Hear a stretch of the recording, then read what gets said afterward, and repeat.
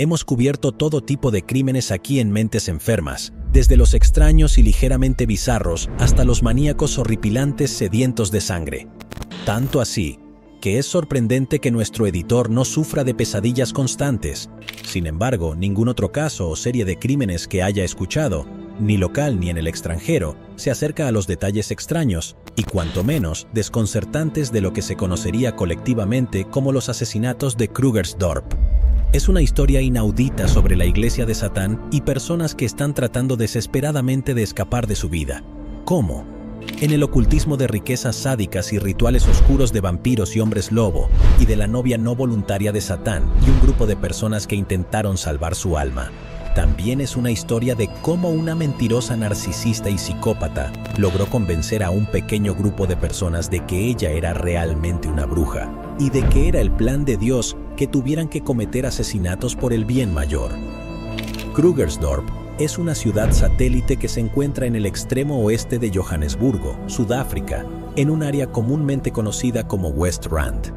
Históricamente, la industria principal de Krugersdorp era la minería de oro, pero, en la actualidad, sus residentes son principalmente profesionales que trabajan en la cercana ciudad de Johannesburgo y Pretoria. En los primeros años 2000, el satanismo y el ocultismo eran un tema importante en la comunidad religiosa. Podías asistir a charlas sobre los peligros de las drogas y la importancia de practicar sexo seguro.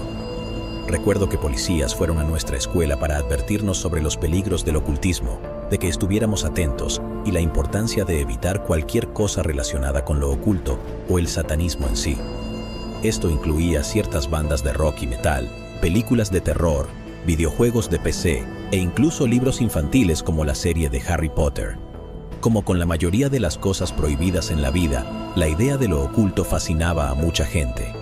En el año 2006, una mujer llamada Ria Grunewald llegó a creer que su propósito en la vida era reunir un ejército en nombre de Dios para luchar contra el satanismo donde quiera que lo encontrara. Ria estableció un ministerio llamado Vencedores a través de Cristo, y les dijo a las personas que asistían a los grupos de estudio bíblico que era deber de los cristianos actuar como ejércitos de Dios en la tierra, de modo que no podían permitirse permanecer ignorantes ante los peligros que representaba el ocultismo.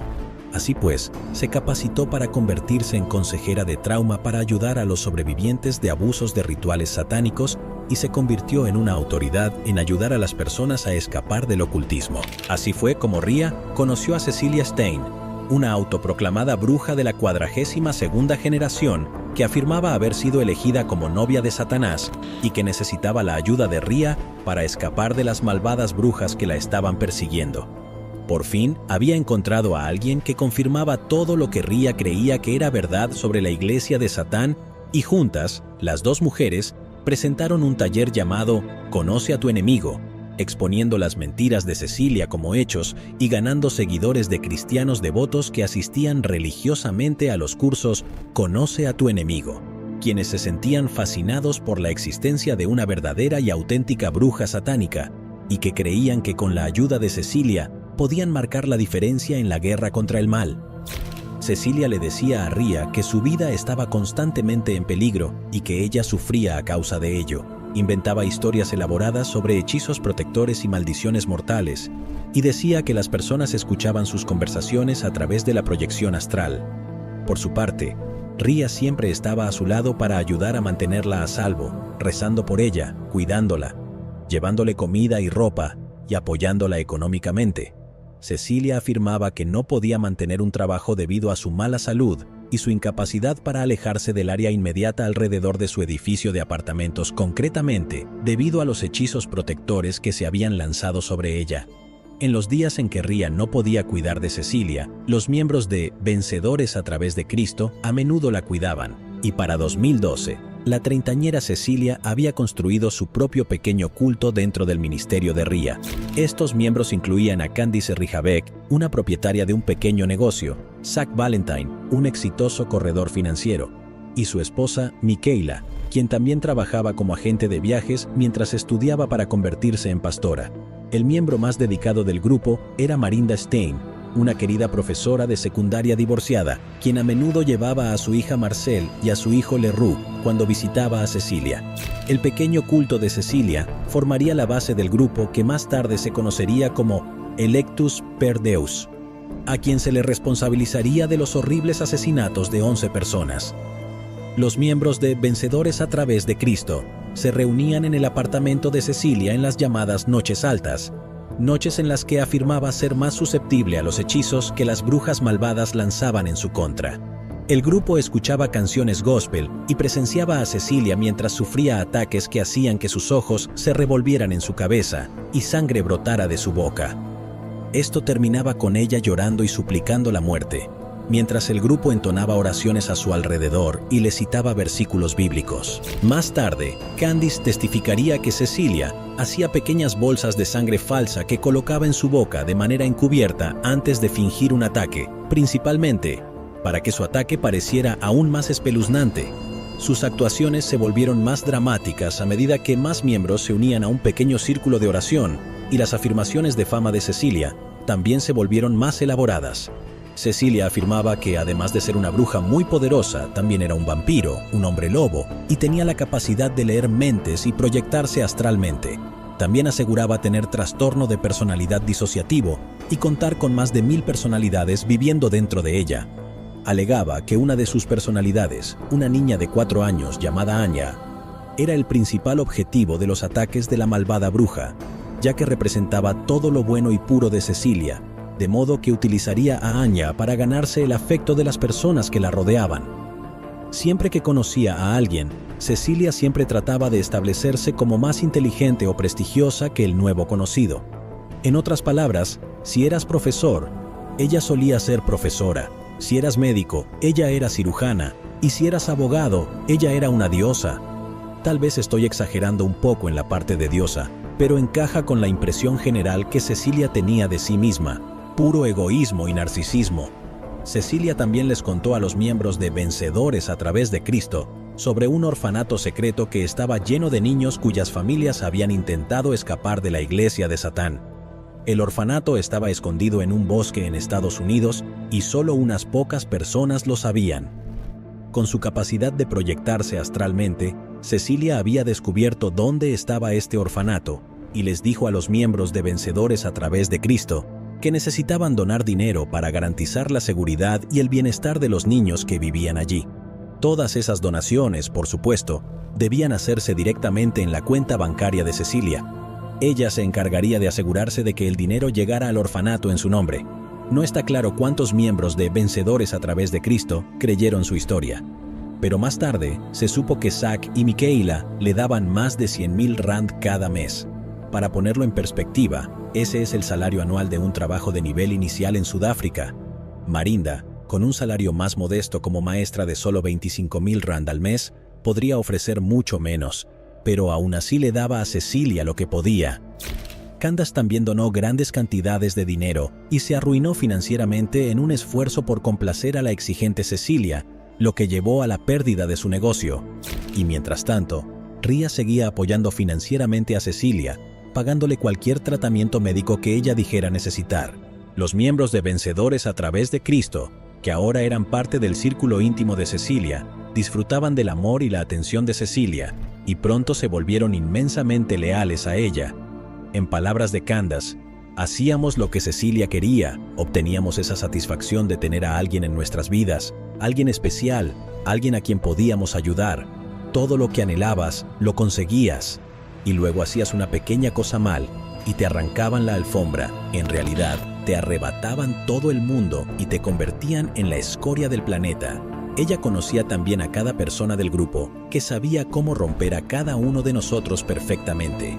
Las personas fuera del grupo habían notado el cambio que estaba ocurriendo en los miembros de Vencedores a través de Cristo, que estaban más cerca de Cecilia. La madre de Michaela Valentine, Ilse Van Dijk, testificaría más tarde que su hija y su yerno se habían visto envueltos en el mundo de Cecilia y que el cambio en sus personalidades era evidente para cualquiera que los rodeara. Era como si hubieran perdido la capacidad de razonar por sí mismos y todo en sus vidas comenzó a girar en torno a Cecilia. Un mentor de Ria, el pastor Reginald Bendixen, por fin logró convencer a Ria de que su taller Conoce a tu enemigo se enfocaba demasiado en el satanismo. Juntos trabajaron en un nuevo taller llamado Conoce a tu Salvador para hacer de Dios el centro de su ministerio nuevamente. Por supuesto, esto hizo que la experiencia de Cecilia con lo oculto, donde una vez fue el centro de atención en las charlas y talleres de Conoce a tu enemigo, ahora fuera apartada y tuviera que escuchar cómo Ria elogiaba a los discípulos de la Biblia por su lealtad y compromiso con Dios. Ya no se le requería ayudar a presentar estos talleres, y se dio cuenta de que ya no era el centro del universo de Ria. Esto llevó a una ruptura entre Ria y Cecilia. Ria dejó de cuidar de Cecilia y centró toda su atención en un nuevo taller. Cecilia les contaría a los miembros de Vencedores a través de Cristo, que se quedaron atrás para seguir cuidando de ella, que Ria había abandonado el camino que Dios había elegido y que esto terminaría mal para todos ellos, de modo que las acciones de Ria llevarían a más muertes a manos de la iglesia de Satán. Parece que Candice, que en ese momento estaba saliendo con Cecilia, entendió la motivación de Ria al cambiar el enfoque de su curso, y eso le abrió los ojos a las mentiras que Cecilia estaba diciendo sobre Ria.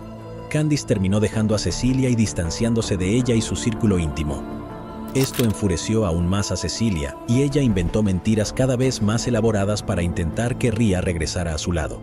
En este momento, Ria se distanció completamente de Cecilia y Cecilia comenzó a trabajar en su contra, convenciendo a su círculo íntimo para que se volvieran en su contra y formando su propio ministerio llamado Electus per Deo, que significa elegidos por Dios en latín. Los 5 miembros restantes del círculo íntimo de Cecilia se hicieron tatuar las palabras Electus per Deus en sus cuerpos y se comprometieron a seguir a Cecilia y a la misión que Dios le había encomendado de poner fin al falso ministerio de Vencedores a través de Cristo.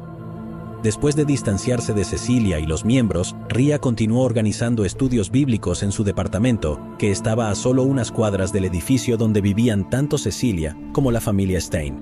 En una de esas noches, los miembros de Vencedores a través de Cristo escucharon gritos aterradores fuera del departamento de Ria y encontraron a Cecilia tendida en medio de la calle, sangrando de una herida de apuñalamiento falsa.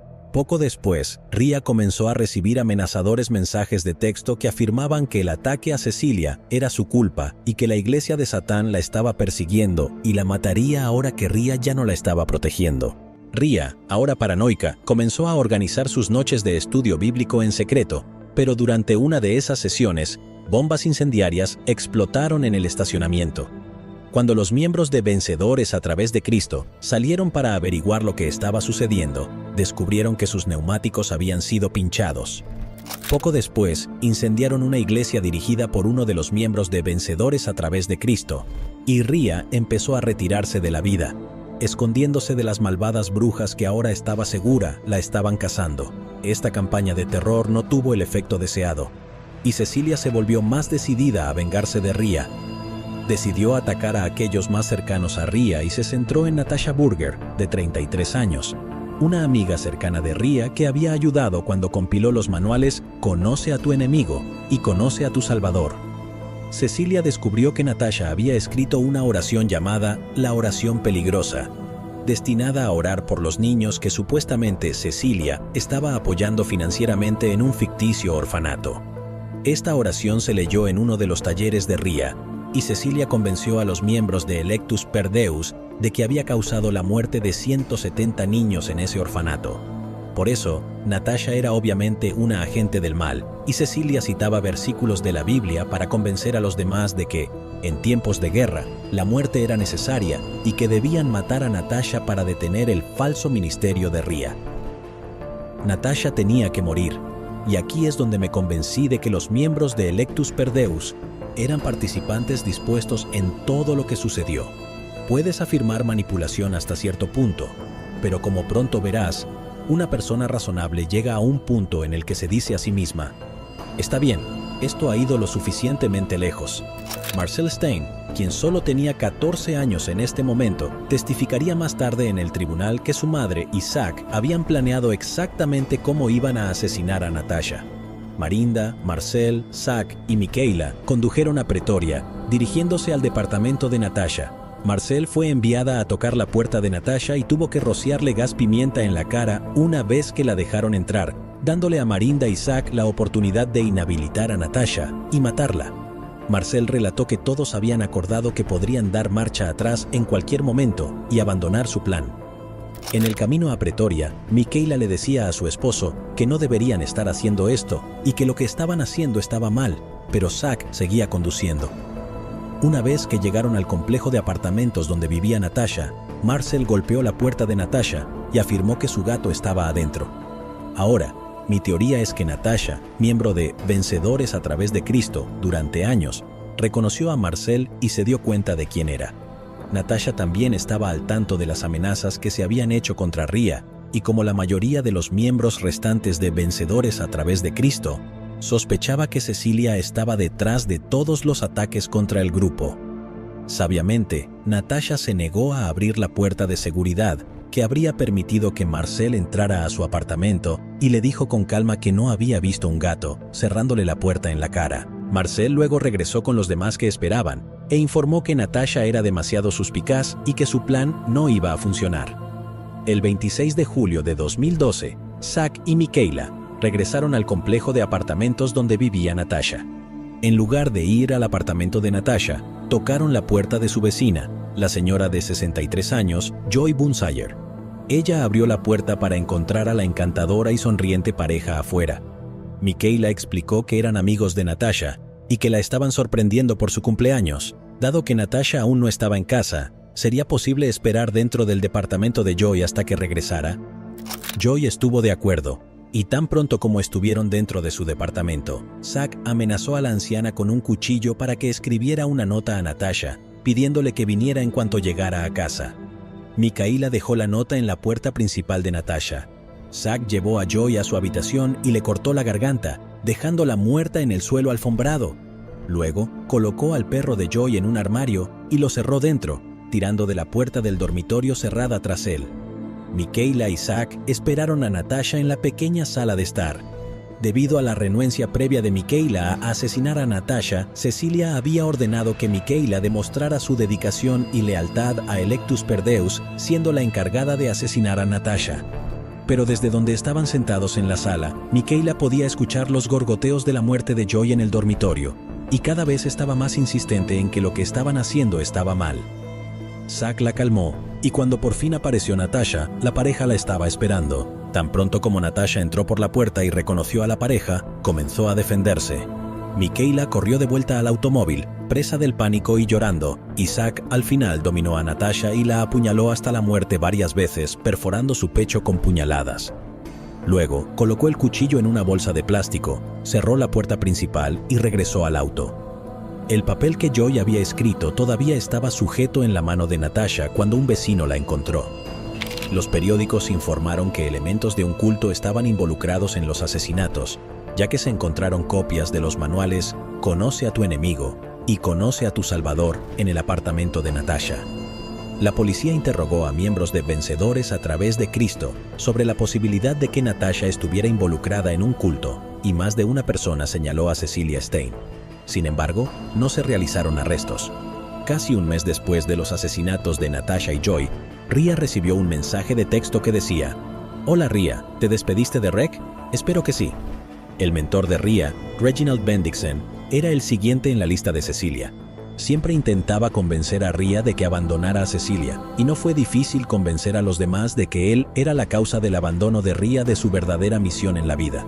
Zack ahora era el favorito de Cecilia, pero no confiaba en Michaela. Marinda, deseando ganarse el favor de Cecilia, se ofreció a asesinar a Reg ella misma e incluso ofreció llevar a Marcel consigo una vez más para que pudiera aprender cómo se hace. El 13 de agosto de 2012, Zack y Marinda estaban vestidos como policías cuando recogieron a Marcel en la escuela y luego se dirigieron a la casa de Reggie. Él abrió la puerta principal y se encontró con Marinda afuera, quien explicó que estaban investigando las muertes de Natasha y Joy y tenían algunas preguntas para él. Marcel se quedó un poco detrás de su madre y observó mientras Zack se acercaba por detrás de Reg y lo golpeaba en la cabeza con un hacha. La niña de 14 años tuvo que quedarse de pie y ver cómo su madre caía de rodillas junto al cuerpo de Reggie y comenzaba a apuñalarlo una y otra vez. Zack siguió atacando a Reg con su hacha y pronto ambos estaban cubiertos de sangre, mientras una aterrada Marcel veía cómo su madre apuñalaba a Reg una vez más en la garganta para asegurarse de que estuviera muerto. El grupo regresó al apartamento de Cecilia y le informó que Reg ahora estaba muerto también, y pronto se difundió la noticia de que los asesinatos de Natasha y Reg estaban conectados. Los miembros de Vencedores a través de Cristo fueron interrogados por la policía y una vez más, todos los dedos apuntaban hacia Cecilia. El detective a cargo del caso, el detective Johan van Wyk, se acercó a Ria para obtener más información sobre Cecilia. Ella le contó acerca de los ataques terroristas que se habían cometido contra los miembros de su ministerio y sobre los mensajes de texto que había estado recibiendo. También lo llamó cuando llegó un paquete a su puerta frontal, que contenía un trozo de carne y una carta que decía: «Lo siento, esto es todo lo que los perritos te dejaron. Aquí tienes un pedazo de tu precioso Reggie». La policía obtuvo una orden de registro para allanar las propiedades que pertenecían a Ria, Cecilia y Marinda. Se confiscaron ingredientes para bombas Molotov, bombas de tubo y varios armas, cuchillos y electrónicos, junto con fotos de los miembros de Electus per Deus vestidos como vampiros, pero ninguna de las armas encontradas se pudo vincular a ninguno de los asesinatos. El detective Van Wyk concluyó que los miembros mayores de Electus per Deus podrían ser sospechosos en los asesinatos de Natasha, Joy y Reg. Y después de hablar con los padres de Michaela, su enfoque se centró en Michaela y su esposo, Zach Valentine. Michaela había estado atravesando una espiral emocional y llamó a su madre poco después de la muerte de Reg para preguntarle si podía ayudarla a encontrar un abogado. Le confió a su madre que quería salir de Electus per Deus. Zach le dijo a Marinda que Michaela se estaba convirtiendo en un problema, y cuando ella se lo contó a Cecilia, el enfoque del grupo se volcó hacia ella. El detective Van Wyk acababa de solicitar una orden de registro para la casa de los Valentine. Van Wyk sintió un escalofrío en el corazón cuando se informó de un asesinato en una dirección familiar. El 4 de octubre de 2012, Zach sirvió a su esposa una taza de café antes de irse a trabajar. La observó beberlo, le dio un beso de despedida y luego salió de la casa. Se encontró con Marinda y le entregó un juego de llaves de la casa. Marinda y Marcel luego se dirigieron a la casa que Michaela compartía con su esposo, entraron por el garaje y se dirigieron directamente al dormitorio principal. Dado que ella había sido drogada, Michaela todavía estaba en la cama, y Marinda se acercó a ella, levantó un martillo y golpeó repetidamente a Michaela en la frente para evitar que se despertara antes de apuñalarla repetidamente con un cuchillo. Una vez más, la joven Marcel tuvo que mirar cómo su madre mataba a una persona, solo que esta vez fue alguien a quien conocía y amaba. Michaela había sido como una hermana mayor para Marcel, le enseñó a cocinar y hornear, e incluso habían tenido algunas noches de pijamadas. Así que cuando Marinda se volvió hacia su hija y le ordenó apuñalar a Michaela para demostrar su lealtad al grupo, Marcel no pudo soportar apuñalar a Michaela más de una vez, alegando que el cuchillo que le dieron no estaba lo suficientemente afilado. El asesinato de Michaela Valentine solo afianzó la creencia de Marcel de que si alguna vez daba la espalda a Electus per Deus o intentaba contarle a alguien sobre lo que presenció, también sería asesinada. Después de la muerte de Michaela, la investigación sobre lo que los medios habían denominado los asesinatos satánicos se enfrió.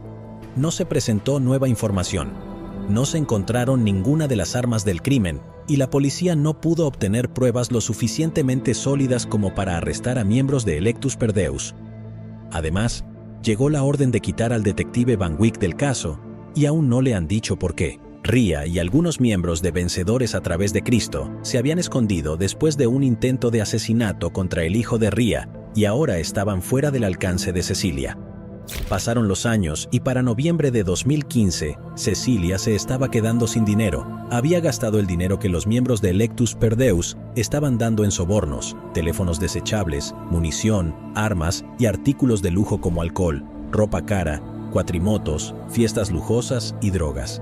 Zach también se había quedado sin el dinero del seguro de vida de Michaela, ya que la mayoría ya se lo había entregado a Cecilia. Había iniciado su propia empresa de servicios financieros, pero ahora le costaba hacer la misma cantidad de dinero que solía ganar y ya no podía mantener el lujoso estilo de vida de Cecilia. Cecilia necesitaba una nueva fuente de ingresos. Electus per Deus había hecho amistad con un drogadicto llamado John Barnard y lo involucraron en su grupo. Aunque no era miembro oficial de Electus per Deus, era fácilmente manipulable y no necesitó mucha persuasión cuando Cecilia propuso que mataran a alguien para conseguir más dinero.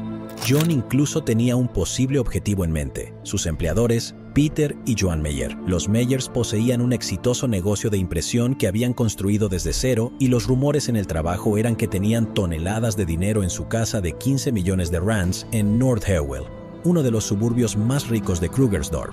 Los Meyers habían comprado recientemente una gran propiedad en la costa de KwaZulu-Natal que planeaban convertir en un parque acuático, y al parecer estaban lidiando con la cinta burocrática que rodea un proyecto de esa índole. Marinda y Zack contactaron a los Meyers haciéndose pasar por funcionarios del gobierno y acordaron encontrarse con ellos en la casa el 27 de noviembre de 2015 para discutir sus planes para el parque acuático. Peter Meyer estaba cauteloso de encontrarse con ellos solo y le pidió a uno de sus amigos que estuviera presente en la reunión. Desafortunadamente, su amigo le avisó que llegaría tarde y Peter decidió encontrarse con Marinda y Zack solo. Una vez dentro de la casa, utilizaron un arma para dominar a la pareja y atarlos con bridas de cables. La búsqueda de la casa no reveló las toneladas de dinero que John les había prometido, y después de golpear a la pareja varias veces, Zack creyó a la pareja cuando le dijeron que no serían tan estúpidos como para guardar efectivo en la casa, ya que sabían que los convertiría en blanco de robos a mano armada. Luego, Zack apuñaló a la pareja hasta la muerte en su frenesí característico, y él y Marinda tomaron los teléfonos celulares de la pareja, las bridas que habían usado para atarlos y el control remoto del portón antes de huir de la casa. Arrojaron el cuchillo y las bridas a unas cuadras de la casa de los Meyers y luego regresaron a la casa de Cecilia para informar de su fracaso. El hijo de los Meyers y su novia encontraron a sus padres tendidos en charcos de sangre en el suelo de la sala de estar y llamaron a la policía. La familia contrató a un detective privado que logró obtener copias de las cintas de seguridad de las cámaras CCTV que bordean casi todas las esquinas de las calles en North Hewell, y logró identificar los autos que pasaron por la zona la noche en que los Meyers fueron asesinados antes de entregárselos a la policía. La policía pudo determinar que uno de estos vehículos pertenecía a Zack Valentine. La policía lo citó para interrogarlo y Zack admitió que había estado en la zona en ese momento. Le dijo a la policía que tanto Marinda como Marcel estaban en el auto con él. Dado que la policía sabía que los Meyers tenían una reunión programada con la pareja la noche en que fueron asesinados, tanto Zack como Marinda admitieron haber visitado la casa de los Meyers y reunirse con ellos, pero afirmaron que otra pareja llegó pronto a la casa de los Meyer, interrumpiendo su reunión y provocando que abandonaran la propiedad. Por supuesto, esta historia poco probable solo los colocó en la parte superior de la lista de sospechosos, y una vez más se les dijo que se presentaran en la comisaría para someterse a una prueba de polígrafo. Zack le dijo a Cecilia que no estaba dispuesto a someterse a una prueba de polígrafo, así que el grupo ideó otro plan que no solo evitaría que Zack fuera interrogado por la policía, sino que también les proporcionaría 3,5 millones de rands. Básicamente, querían que Zack muriera, pero para reclamar su seguro de vida, necesitarían un cuerpo para hacer pasar como el suyo.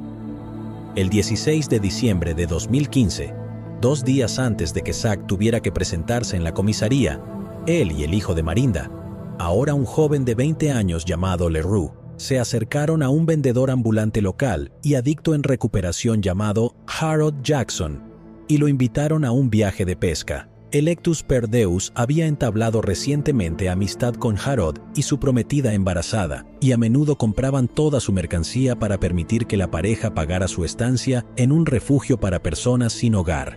Jared aceptó y se subió al Mercedes plateado de Zack, sentándose en el asiento delantero junto a Zack con Leroux detrás de él. Leroux le entregó a Jared una bebida con drogas y tan pronto como la bebió, se volvió letárgico. Leroux extendió una cuerda con un nudo corredizo sobre el reposacabezas y estranguló a Jared. Condujeron casi 200 kilómetros hacia una pequeña comunidad agrícola llamada Petrus Stein y detuvieron el auto de Zack a unos pocos kilómetros fuera de la ciudad. Luego, Marinda y John se unieron a ellos, movieron el cuerpo de Jared al asiento del pasajero, empujaron el Mercedes fuera de la carretera hasta que chocó contra una cerca, le echaron parafina al auto y lo prendieron fuego. Los 4 se subieron al auto de Marinda, se dirigieron hacia Petra Stein durante 5 minutos, dieron la vuelta y regresaron hacia Krugersdorp, pasando junto al auto en llamas. Los oficiales de policía en Petra Stein rastrearon el automóvil quemado hasta Zach Valentine y Marinda apareció en Petra Stein haciéndose pasar por la hermana mayor de Zach. Identificó el cuerpo como perteneciente a Zach. Presionó al médico que había realizado la autopsia de los restos de Jarrod para que firmara el certificado de defunción de Zach antes de regresar a Krugersdorp. El 18 de diciembre, Leroux llamó a la agencia de seguros que tenía la póliza de vida y el seguro de vida de Zach y comenzó el proceso para reclamarlo en nombre de Cecilia, quien figuraba como su propia beneficiaria.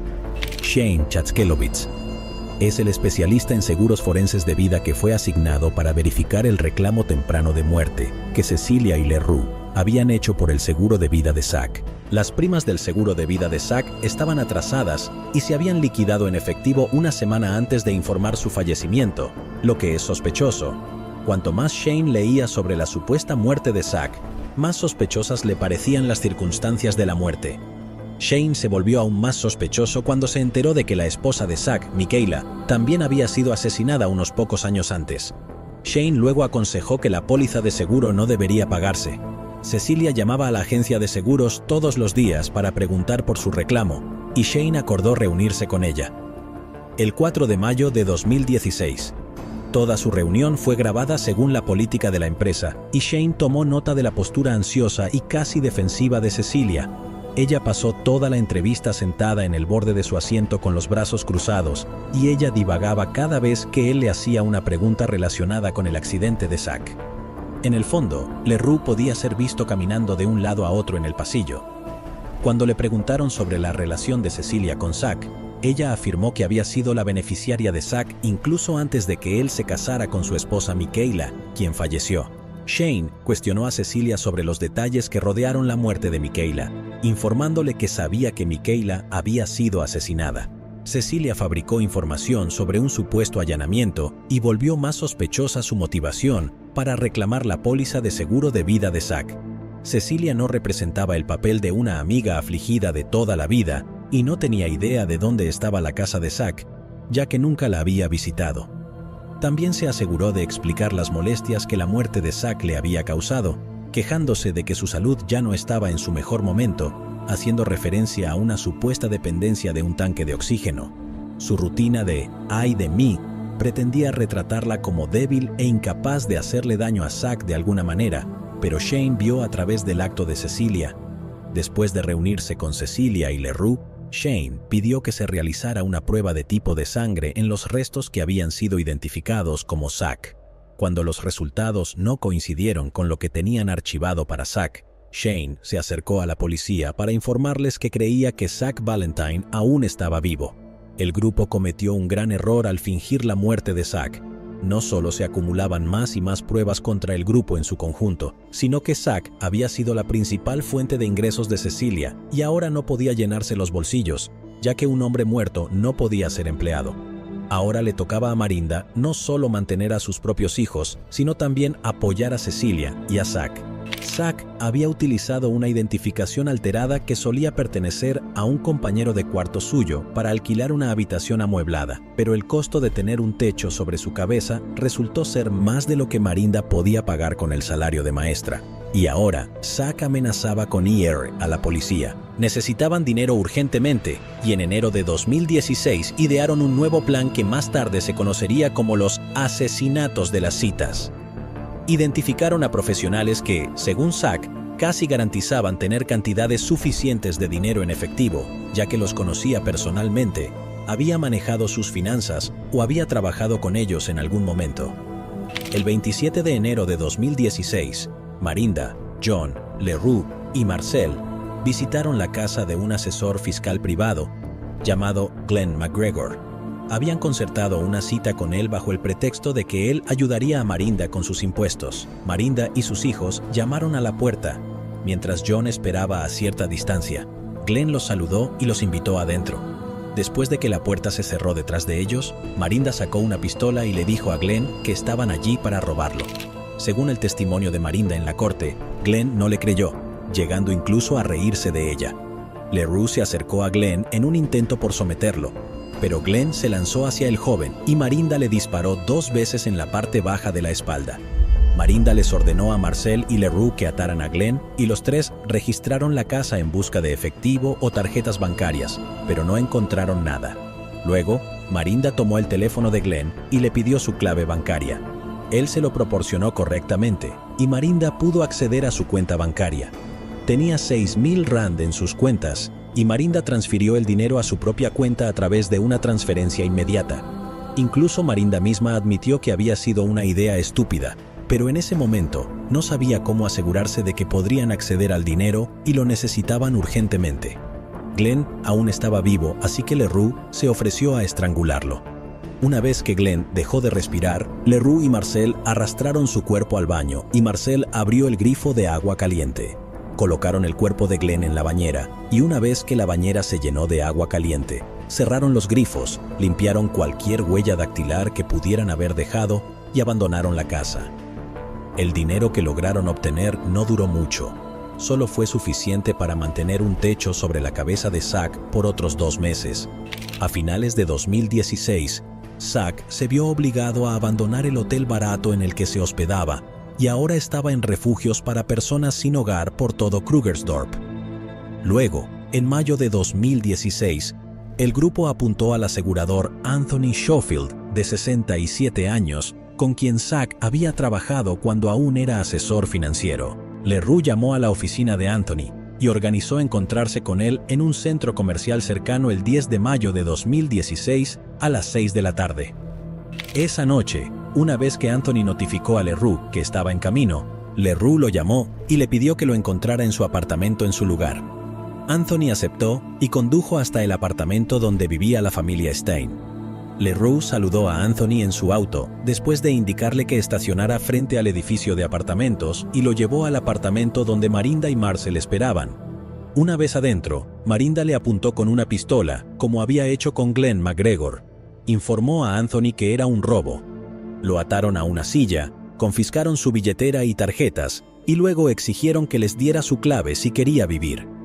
Después de torturarlo, resultando en que la sangre se acumulara en la alfombra debajo de él, Anthony les reveló su clave. Marcel fue entonces enviada al cajero automático más cercano y se le ordenó llamar a Marinda para confirmar que la clave que Anthony les había proporcionado era el correcto. Marcel logró retirar una cantidad de 16,000 rands de su cuenta. Cuando llamó a su madre para confirmar que tenía el efectivo en mano, Leroux lo estranguló. Cubrieron su cuerpo con bolsas de basura, lo colocaron en un cubo de basura y luego lo llevaron a la zona de estacionamiento y lo colocaron en el maletero de su auto. Luego condujeron su auto unas cuadras y lo abandonaron frente a una escuela primaria. Fue encontrado más tarde por el grupo de vigilancia del vecindario al día siguiente. Leroux intentaría otro retiro de la cuenta de Anthony el 26 de mayo, pero sus tarjetas ya habían sido bloqueadas. El 26 de mayo, otro corredor de seguros, Kevin McAlpin, de 29 años, tenía una cita con Marinda y nuevamente lo atrajeron a su apartamento. Esta vez, solo lograron retirar 1,300 rands de su cuenta y al igual que Anthony Schofield, Kevin fue estrangulado y más tarde fue encontrado en el maletero de su auto, su cuerpo envuelto en bolsas de basura. El pánico comenzó a extenderse por todo Krugersdorp una vez que se encontró el cuerpo de Kevin. Se corrieron rumores sobre un posible asesino en serie que estaba atacando a agentes de seguros que trabajaban en Krugersdorp y muchos profesionales que solían reunirse con sus clientes fuera de una oficina comenzaron a tomar medidas para mantenerse a salvo. Uno de estos profesionales era Hanle Lategan, un agente inmobiliario de 52 años. El 30 de mayo, 4 días después de que Kevin McAlpin fuera asesinado, Hanle estaba programada para encontrarse con Marinda en su edificio de apartamentos, que estaba ubicado al otro lado de la calle del hospital privado de Krugersdorp. A diferencia de las otras víctimas, Hanle estacionó a la vista de las cámaras de seguridad y notificó a su esposo cuando llegó al hospital justo después de las 6 de la tarde. Esperó durante casi 10 minutos antes de que Marinda la encontrara en su vehículo en el estacionamiento del hospital. Marinda llevó a Hanle a su apartamento y al igual que lo hizo con Anthony Schofield y Kevin McAlpin, amenazó a Hanle con una pistola y exigió que le diera sus claves. En medio de la crisis, Hanle se convirtió en mi heroína. Al darse cuenta de que estas eran las personas responsables de asesinar tanto a Anthony como a Kevin, Hanley hizo lo que pudo para ganar tiempo, consciente de que si no se reportaba con su esposo antes de las 7 de la noche, como habían acordado, él comenzaría a buscarla. Le dijo a Marinda que nunca guardaba grandes cantidades de dinero en sus tarjetas bancarias y que tendría que hacer una transferencia primero. Le entregaron a Hanley su teléfono celular y ella pudo acceder a sus cuentas bancarias, transfiriendo dinero desde una cuenta de ahorros que ella y su esposo nunca usaban. Tan pronto como se finalizó la transacción, el esposo de Hanley recibió un mensaje de que se habían retirado 3,000 rands de su cuenta de ahorros y de inmediato supo que ella estaba en peligro. Marcel se dirigió al cajero automático más cercano para retirar el dinero, pero la clave que Hanley proporcionó era incorrecto, dándole a Hanley más tiempo mientras su esposo y su hijo emprendían la búsqueda. Después de varios intentos fallidos de acceder a la cuenta bancaria y con mensajes de advertencia inundando el teléfono del esposo de Hanley, Marinda perdió la paciencia y la agredió. Hanley les proporcionó la clave correcta para sus tarjetas bancarias, sin saber que su hijo estaba en el estacionamiento debajo inspeccionando su auto y tratando de determinar a dónde había ido. Una vez que Marcel informó a su madre que había logrado retirar el dinero, Leroux estranguló a Hanley también.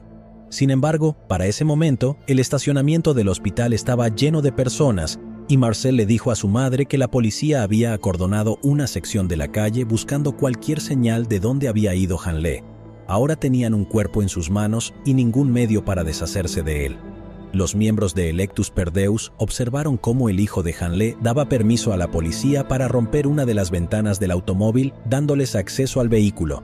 Determinaron que el cuerpo de Hanley no estaba en la parte trasera del automóvil y las imágenes de CCTV del estacionamiento del hospital solo mostraban que había salido del estacionamiento con una mujer de cabello oscuro. Todos se reunieron en la habitación de Cecilia, y Cecilia ordenó a Leroux que arrojara el cuerpo de Hanley tan pronto como la policía dejara la escena. Para las 11 de la noche, la policía decidió que no se podía hacer nada, y como no tenían pistas, abandonaron la escena llevándose el auto de Hanley. Leroux y John luego cargaron el cuerpo de Hanley en el maletero del auto de Marinda y la arrojaron en un campo vacío fuera de la ciudad, donde fue encontrada por niños escolares al día siguiente. Tras la muerte de Hanley, los residentes de Krugersdorp iniciaron un toque de queda no oficial a las 6 de la tarde, intentando mantener a sus seres queridos a salvo del brutal asesino en serie que acechaba sus calles. Al igual que en muchos de los casos que presentamos en Mentes Enfermas, puedo estar completamente de acuerdo en que hasta ahora la policía ha fallado a cada persona que ha caído víctima de Electus per Deus. Desde el primer asesinato, varias personas habían señalado con el dedo a Cecilia Stein y sus seguidores, pero hasta ahora no se había hecho nada para llevarlos ante la justicia. Pero no te preocupes, esta es la parte donde se llama al equipo élite para ayudar con la investigación de las muertes de Anthony, Kevin y Hanley. Un grupo de investigación conocido como la Sala de Guerra llegó a Krugersdorp y se hizo cargo de la investigación. Los miembros de la Sala de Guerra provenían de diferentes disciplinas dentro de la policía y estaban liderados por el brigadier Victor, el jefe provincial de la Unidad de Inteligencia Criminal dentro de la policía sudafricana. Pasaron horas revisando los expedientes de cada asesinato y así fue como el brigadier Victor se enteró del capitán Ben Boysen, un experimentado y respetado oficial de investigación dentro de la policía sudafricana. Se había labrado una reputación por ser implacable cuando se trataba de los casos que estaba investigando, y al capitán Boysen se le eligió para liderar la investigación.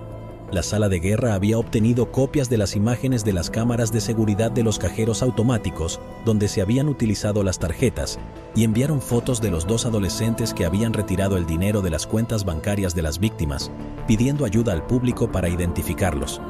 Pronto, un informante se presentó e identificó a los adolescentes que habían retirado el dinero como Leroux, de 20 años, y Marcel Stein, de 18 años. Ambos adolescentes fueron llevados para ser interrogados y se tomaron sus fotografías. Se ejecutaron informes de análisis de imágenes faciales comparándolos con fotos tomadas por la policía y se compararon con las imágenes de las cámaras de seguridad obtenidas de los cajeros automáticos. Los informes confirmaron que, efectivamente, eran Leroux y Marcel en esas imágenes.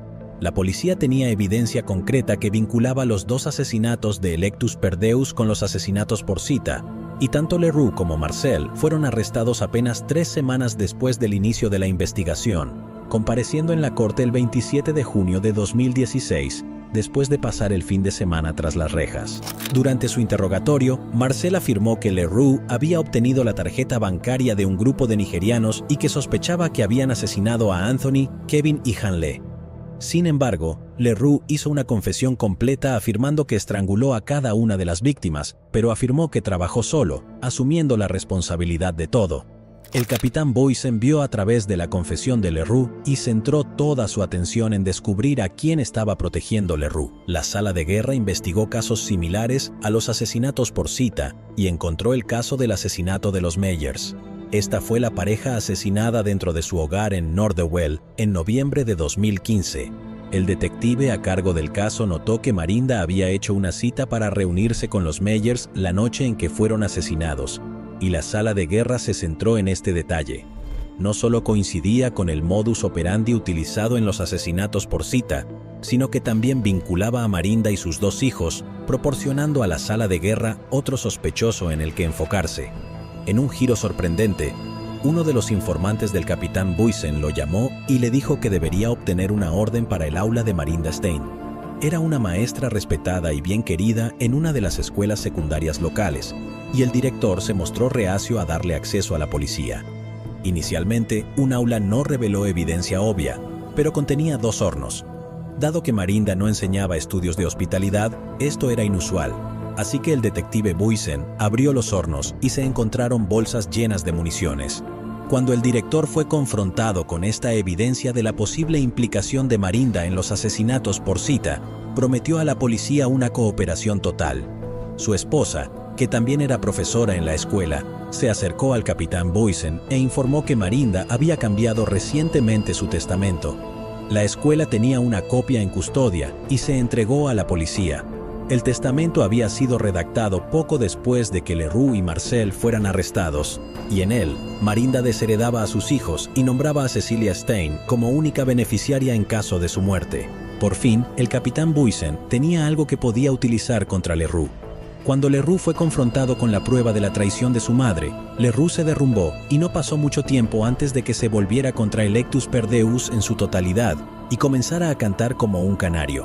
Leroux se convirtió en testigo del Estado en el caso contra Electus per Deus y durante varios días dejó impactado al capitán Boysen al revelar no solo el papel de su madre en los asesinatos por cita, sino que también vinculó a Electus per Deus con cada uno de los 11 asesinatos que cometieron desde julio de 2012, incluido su intento de simular la muerte de Zack.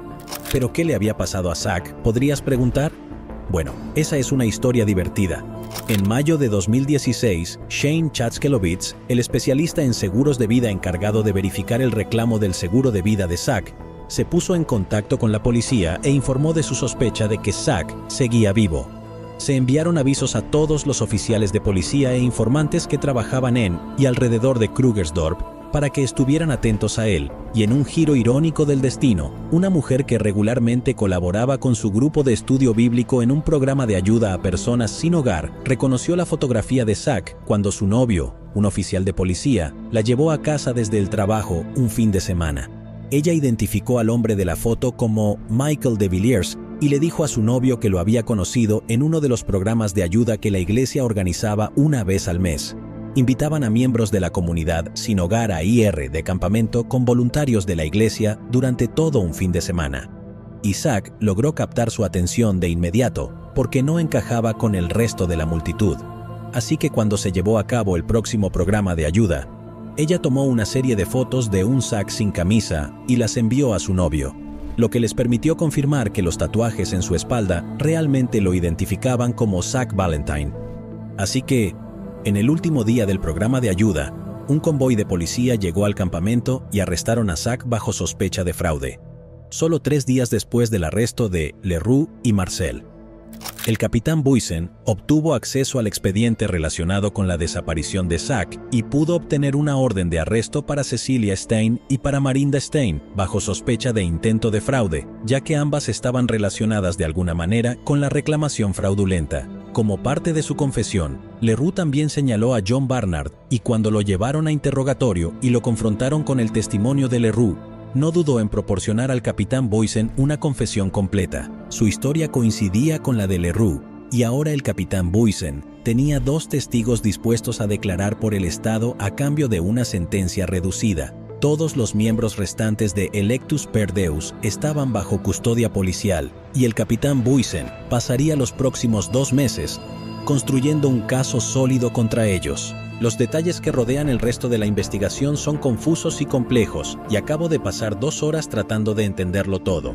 En cambio, voy a omitir la investigación en sí misma, ya que ya sabemos exactamente lo que sucedió, y voy a resumir los eventos que se desarrollaron en el tribunal durante un periodo de 60 días.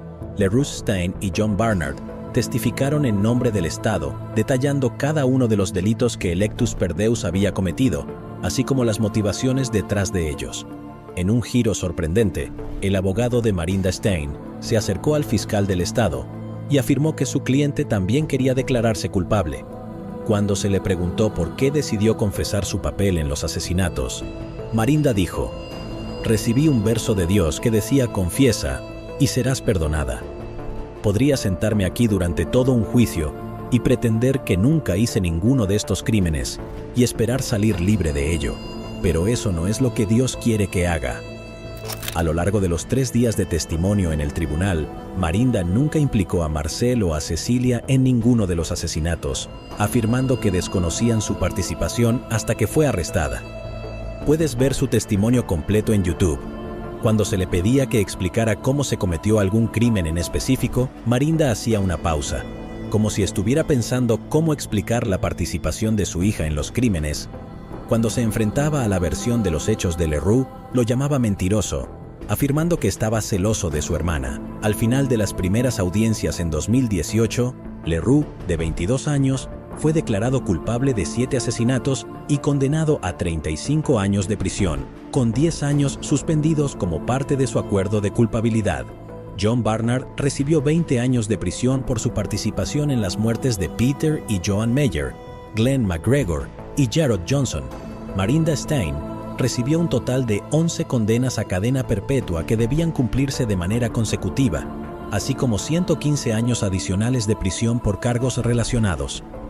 Marcel, Zach y Cecilia comparecieron ante el tribunal en 2018 después de pasar 2 años en prisión. Solo Zach y Cecilia fueron cuestionados en el tribunal, ya que Marcel solo pudo ser vinculada a los asesinatos por cita, y ambos negaron su participación en esos asesinatos. El fiscal del Estado, el abogado Roberts, decidió abordar el caso contra los miembros restantes de Electus per Deus como un caso de crimen organizado, tratando a Electus per Deus como una organización criminal en lugar de un grupo de asesinos en serie. Puesto que Cecilia fue identificada como la cabecilla de la organización, no tuvieron que demostrar que estuvo directamente involucrada en ninguno de los asesinatos, solo tenían que probar que se benefició de ellos. Sus estados de cuenta bancarios estaban llenos de depósitos de los otros miembros de Electus per Deus, y, dado que nunca había tenido empleo en su vida, no pudo explicar cómo pudo llevar el estilo de vida lujoso que disfrutó, aunque solo fuera por un corto periodo. Si vieras todo su testimonio en YouTube y tomaras un trago cada vez que respondiera con «no sé» o «no recuerdo», en su falso acento estadounidense, estarías borracho en la primera hora. Y cuando el juicio llegaba a su fin, sucedió algo que ni el fiscal, la defensa, la corte, ni los miembros de Electus per Deus esperaban. Marcel subió al estrado. A lo largo de 2 días, Marcel, de 21 años, se sentó en el estrado de los testigos y confesó todo. En un tono tranquilo y claro, proporcionó al tribunal un testimonio detallado sobre no solo su papel en los asesinatos, sino también sobre el de Cecilia y Zach. En esencia, desmintió por completo los esfuerzos de su madre para ocultar el papel de Marcel en Electus per Deus y solo agregó más detalles al testimonio ya detallado de Leroux. En los videos que he visto, se puede ver la ira y la frustración en los rostros de Zach y Cecilia mientras Marcel cuenta su versión. Durante toda la investigación, Marcel se había negado rotundamente a cooperar con la policía y ahora estaba revelando una bomba tras otra.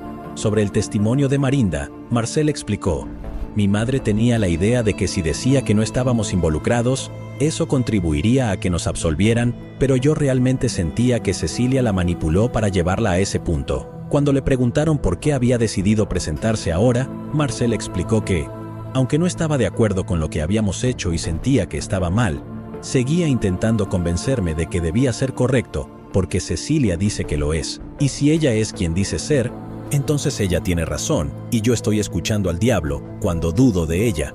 Así que cuando llegué al punto en que me di cuenta de que ella no era quien decía ser, entonces me di cuenta de que lo que habíamos hecho estaba mal, y no hay excusa para ello. Y sentí que tenía que decir la verdad y exponerla para que nunca pueda hacerle eso a nadie más, usar y abusar de las personas y conspirar como lo hizo para la muerte de las personas. En una declaración de cierre, una visiblemente emocionada Marcel se conmovió y con la voz quebrada dijo: «Sé que testificar y decir la verdad y admitir lo que hice y lo arrepentida que estoy no los traerá de vuelta. Y todo lo que puedo decir es que lo siento mucho». Después de su testimonio, Marcel se acercó al capitán Ben Boysen y le dijo que no podía regresar a la misma prisión donde Cecilia y su madre estaban detenidas porque habían amenazado con matarla por testificar en su contra. Su abogado presentó una solicitud urgente solicitando que Marcel fuera trasladada a una instalación diferente. La jueza Ellen Francis, que presidía la audiencia, aceptó su solicitud y recomendó que Marcel fuera trasladada a una instalación diferente, una en la que no estuvieran Marinda y Cecilia. En su fallo final, la jueza Francis explicó: «El papel de este tribunal es impartir justicia. El satanismo, que no es un delito en nuestro país, no está en juicio, pero sí los actos malvados que cometieron los acusados, crímenes atroces, bárbaros y a sangre fría según las leyes de nuestro país. Este es el peor caso que he presidido. Las palabras no pueden describir lo que he presenciado durante el juicio. Hay 11 personas fallecidas que fueron brutalmente asesinadas en este caso, y nada menos que la pena máxima es suficiente». El 3 de junio de 2019, Zach Valentine fue declarado culpable de todos los cargos presentados en su contra y fue condenado a 8 cadenas perpetuas, además de 93 años adicionales por otros cargos relacionados. Cecilia Stein fue declarada culpable de todos los cargos presentados en su contra y recibió 13 cadenas perpetuas, además de 155 años adicionales de prisión. Y a pesar de presentarse y confesar, el tribunal encontró en julio de 2012 que Marcel, de 14 años en ese momento, podía ser considerada legalmente responsable de su papel en los asesinatos satánicos. A pesar de su edad, desempeñó un papel activo en la planificación de los asesinatos y también tenía las palabras «Electus per Deus» tatuadas en su cuerpo. Como resultado, Marcel Stein fue declarada culpable de todos los cargos presentados en su contra y recibió 7 cadenas perpetuas, además de 144 años adicionales de prisión. Imagina crecer creyendo que los monstruos eran muy reales. Imagina tener 8 o 10 años y presenciar la prueba de su existencia en forma de una aterradora mujer obsesionada con lo oculto que sufría regularmente convulsiones que resultaban en sangre brotando de su boca. Imagina tener que compartir una casa con esa mujer, o que te recuerde constantemente que tu osito de peluche favorito está poseído por fantasmas que te espían en su nombre. Imagina que la persona responsable de mantenerte a salvo no solo te obliga a enfrentar estas situaciones, sino que también te arrastra cuando asesina a alguien a quien amas. Imagina decirle a tu madre que no quieres lastimar a la mujer y que ella te amenace con una pistola diciéndote que, si no cooperas, ella misma te matará. Y luego, imagina crecer con el conocimiento de que incluso si te escapas, te encontrarían de nuevo, te arrastrarían de vuelta, te golpearían brutalmente con un bate de béisbol y te dirían que nadie te creería de todos modos porque nadie nunca lo hizo. Marinda Stein era una persona horrible y sádica que disfrutaba matando a otros. También era una madre abusiva horrible que arruinó la vida de sus hijos desde el momento en que los arrastró a este lío. Decidida a enseñarles cómo cometer asesinatos junto a ella, mi corazón se rompe por los niños que Marcel y Leroux alguna vez fueron, por las vidas que han perdido y por las vidas a las que ahora se ven obligados a vivir. Llegados aquí, ¿acaso no has visto este otro crimen? Yo no me lo perdería,